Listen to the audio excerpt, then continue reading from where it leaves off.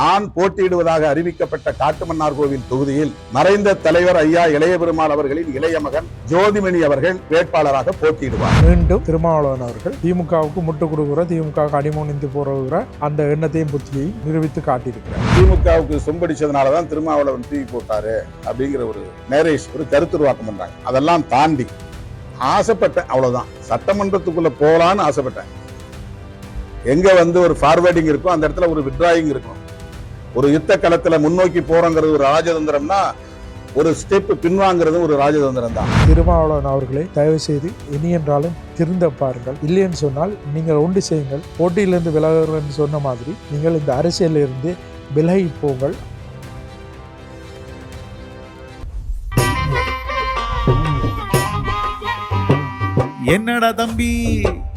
என்னடா தம்பி கதைக்கிறானுங்க சந்தி வெளியில, எப்படி அண்டா நேத்திய அடி கதிர வெளியில, சந்தி வெளியில. வணக்கம் நண்பர்களே, தற்பொழுது எதை பற்றி பார்க்க போகிறோம்னு சொன்னால், சுடச்சில் ஒரு முக்கியமான செய்தி வந்திருக்கு. அண்ணன் தோல் திருமாவளவன் அவர்கள் தான் போட்டியிட இருந்த அந்த சட்டமன்றத்தில் போட்டியிட இருந்த அந்த போட்டியினை வாபஸ் பெற்று நான் போட்டியிட போவதில்லை, அதற்கு பதிலாக தோல் கலையர் பெருமாள் அவருடைய மகனை அந்த தொகுதியிலே நிற்பாட்ட போகிறதாக அறிவித்திருக்கிறார். இதில் ரெண்டு விஷயம் இருக்குது. என்னென்னு சொன்னால், அவர் இதிலேருந்து இந்த போட்டியிலேருந்து விலகிறாருன்னு சொன்னால் அதுக்கு முக்கியமான ஒரு காரணம் என்னென்னு சொன்னால், திமுக அழுத்தம் கொடுக்குது. அடுத்தது தான் நிச்சயமாக தோல்வி அடைவேன் என்கிற ஒரு கணிப்பு அவரிடத்தில் கொடுக்கப்பட்டிருக்கிறது. இவர் வெற்றி அடைய முடியாது. அடுத்தது திமுக இதை விரும்பவில்லை, ரசிக்கவில்லை. அப்பொழுது திமுகவினுடைய ஒத்துழைப்பும் அங்கே இருக்காது. அப்போ இவருக்கு தோல்வி நிச்சயம் என்பது உறுதியாக இருக்கிறது. அதற்காகத்தான் இந்த போட்டியிலிருந்து விலகுவதாக ஒரு உளவு நீண்ட நெடிய கால அரசியல் அனுபவம் கொண்ட ஒரு திருமாவளவன் அவர்கள் இன்று ஒரு கேலி கூத்தான அரசியலை செய்திருக்கிறார்கள். இவர் மிகப்பெரிய ஒரு பெரிய ஒரு பதவியை வகிக்கிறார், எம்பி என்கின்ற ஒரு பதவியை. ஆனால் அந்த பதவியை விட்டு இங்கே நின்று நான் மாநில அரசியல் கவனம் செலுத்த வேண்டும், மாநில அரசியல் எதிர்காலத்தில் வேறு மாதிரி போகுது அப்படின்னு சொல்லாம் கருத்தை சொன்ன திருமாவளவர்களே, உங்களிடம் எங்களுடைய ஒரே ஒரு கேள்வி. இப்பொழுது நீங்கள் சொன்ன அந்த மாநில அரசியல் என்பது அப்படியே இருந்து விடுமா, இல்லாது அப்படியே தான் இருக்க போகுதுன்னு சொல்லி உங்களுக்கு ஏதாவது முக்கியமான தகவல்கள் ஏதாவது உளவுத்துறையினூடாக ஏதாவது கிடைத்ததா?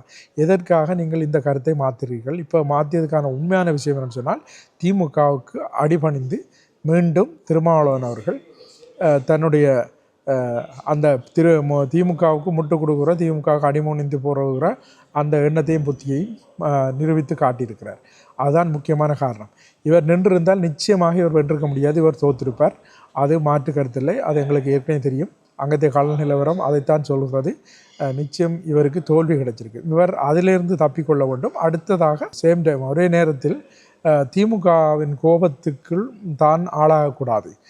என்று சொன்னால் கட்சிக்குள்ளேயே திமுக ஆதரவாளர்கள் இருக்கிறார்கள். அப்போ அவர்கள் திமுகவை சப்போர்ட் பண்ணிக்கொண்டு இவருக்கான மறை கருத்துக்களை இவருக்கு வைத்து கொண்டிருக்கிறார்கள். இன்றைக்கு ஊடகங்களிலே கொஞ்சம் கொஞ்சமாக செய்திகள் எல்லாம் பரத்து வாங்கிவிட்டது. சரி, நீங்கள் ஆளும் ஷானவாஸுக்கு தான் இந்த தொகுதியை கொடுக்கவில்லை என்று சொல்வது என்னவென்று சொன்னால், அது காரணம் எதுவும் இல்லை, அவர் மீது இந்த பொறுப்போ இந்த காழ்ப்புணர்வோ எதுவுமே இல்லைன்னு சொன்னீங்க. சரி, ஓகே. அப்படின்னு சொன்னால் அந்த தொகுதியில் ஆளு ஷானவாஸை நிப்பாட்டியிருக்கலாமே. யாரை நிப்பாட்டினாலும் வெற்றி பெறக்கூடிய வாய்ப்பு தகுதியும் திறமையும் உங்களிடம் இருக்குது தானே, விசிகாவிடம். நீங்கள் அப்போ அவருக்கு அந்த சீட்டை கொடுத்துருக்கலாமே. அது எல்லாத்துக்கும் காரணம் என்னன்னு சொன்னால், முக்கியமாக அண்ணன் திருமா அவர்கள் தெரியும் இது பெரிய அளவுக்கு பிரச்சனை போய்கொண்டிருக்கிறது. இது நூடாக என்ன நடக்கும் என்று சொன்னால், தனக்கும் திமுகவுக்குமான உறவு விரிசலாகிவிடும் சொல்லி அவர் ஒரு காரணத்தை சொல்லியிருக்கார். மிக மிக நகைச்சுவாக இருந்தது. எப்படின்னு சொன்னால், தான் சொன்ன கருத்துக்களை மாறி புரிந்து கொண்டு திருமாவளவன் அவர்கள் கணித்து விட்டார். தமிழ்நாட்டில் தொங்கு பாராளுமன்றம் தான் வரப்போது, அதனூடாக தான் ஒரு துணை முதல்வர் பதவியோ இல்லாட்டி ஒரு பெரிய அமைச்சு பதவிகளோ பெற்றுக்கொள்ளலாம் என்பதற்காகத்தான் அவர் அந்த எம்பி பதவியை விட்டு தமிழகத்தில் சட்டமன்ற உறுப்பினர் ஆகிறதுக்கு தயாராக இருக்கிறார்னு சொல்லி ஒரு கட்டுக்கதையை ஊடகங்களும் எல்லாரும் கட்ட துவங்கி விட்டார்கள், கதைக்க துவங்கிவிட்டார்கள்.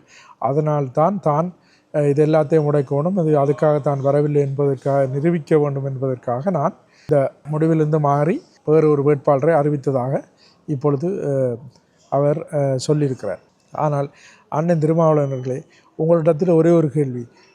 ஏன் இந்த திமுக, அதிமுக போன்ற கட்சிகள் மீண்டும் வந்தால் அந்த கட்சி ஒரு கூட்டணி ஆட்சியாக வரக்கூடாது? ஏன் வரக்கூடாது? வந்தால் அது தமிழ்நாட்டுக்கு, தமிழ் மக்களுக்கு நல்லது தானே. ஆக குறைந்தது கொஞ்சம் என்றாலும் அந்த கூட்டணி ஆட்சி என்ற ஒரு பயத்தில் ஆண்டாலும் அவர்கள் ஓரளவுக்கு அடிக்கிற கொள்ளைகளை கொஞ்சம் குறைவாடிப்பார்களே.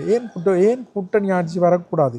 அந்த கூட்டணியில் ஏன் நீங்கள் இருக்கக்கூடாது? இல்லாட்டி இன்னும் ஒரு கட்சி ஏன் அதுக்குள்ள சேரக்கூடாது? ஏன் கூட்டணி ஆட்சியே வரட்டும், ஒரு தொங்கு பாராளுமன்றம் வரட்டும், அதில் உங்களுடைய விஜயனுடைய கட்சி தச்சமாக 1-2 சீட்டு, இல்லை விஜயை பெற்று விட்டால் கூட அப்படி 1-2 கட்சிகளை சேர்த்துக்கொண்டு ஒரு நல்ல ஆட்சி, ஒரு கூட்டணி ஆட்சியாக அதிமுக திமுக வந்தால் அதை கொடுக்கலாம் தானே. அதில் என்ன தவறு இருக்கிறது? கூட்டணி ஆட்சி வரக்கூடாது, கூட்டணி ஆட்சின்றது என்ன ஒரு தவறான ஒரு கருத்தியலா? கூட்டணி சேர்ந்து கட்சிகள் போட்டியிடலாம், அதில் தப்பில்லை. கொள்கைகளை எல்லாத்தையும் விட்டு தேர்தல் கூட்டணி என்று. ஆனால் கூட்டணி ஆட்சி என்று ஒன்று வரக்கூடாது. கூட்டணி ஆட்சி என்று ஒன்று வந்தால் அது தமிழகத்துக்கு சரியில்லை என்றதும், தமிழகத்து அரசியல் கலாச்சாரத்தில் அப்படி ஒரு விஷயம் இல்லை என்றதும் எவ்வளவு மோசமான ஒரு கருத்து. ஏன் நீங்களும் ஒரு பெரிய அதிகாரத்தை அடையுங்கள். இந்த மக்களுக்காக தானே இந்த கட்சி ஆரம்பித்தீர்கள், இந்த தாழ்த்தப்பட்ட மக்களுக்காக. அவர்களுக்கான ஒரு தலைவராக, ஒரு மிக அதிகாரம் பற்றிய ஒரு தலைவராக நீங்கள் வாருங்கள். உங்களுடைய எம்எல்ஏக்களும் வரட்டும், அமைச்சர்களாக. அதில் என்ன தப்பு? இப்போ என்னன்னு சொன்னால் உங்களுக்கு பதட்டம் வந்துடுது. முதலாளி கோவிச்சிட்டார். முதலாளி இந்த செய்திகள் எல்லாம் உங்களுக்கு நிறைய வந்து சேர்ந்துட்டு.